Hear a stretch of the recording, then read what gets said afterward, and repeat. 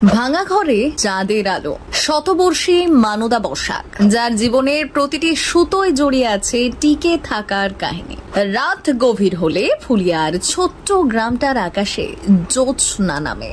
চাঁদের আলো টালির ফাঁক পেরিয়ে ঢুকে এক ভাঙা ঘরে। সেই আলোয় বসে হাতের পুরনো চরকা ঘুরিয়ে যান 100 বর্ষী নারী মানদা বসাক। লোকের মুখে তিনি চরকা বুড়ি নামের মধ্যে যেন তার জীবনের গল্পটা লুকিয়ে আছে। দেশভাগের আগে তিনি ছিলেন বাংলাদেশের ময়মনসিংহ জেলার মেয়ে। তখন সংসার ছিল পূর্ণ, স্বামী, 3 ছেলে 3 মেয়ে, সুখের হাসি আর মাটির ঘরের উনুন। কিন্তু একদিন ইতিহাসের বিভাজনে ভেঙে গেল সেই সংসার। দেশ বদলালো, ঘর হারালো, মানুষ হারালো, তবু হার মানেনি মানদা।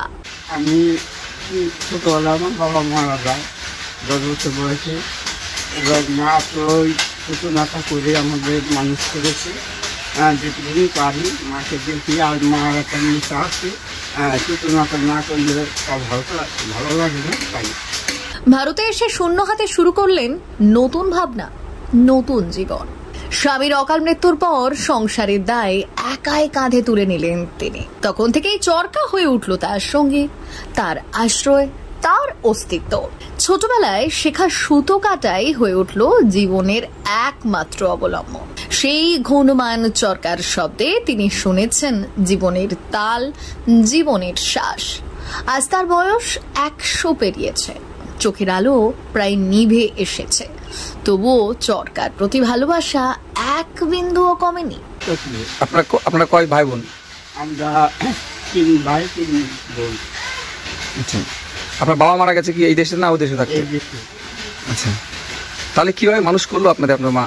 ওই সরকার ভূমি আমরাও কিছু কিছু করেছি, অনেক কষ্ট করেছি।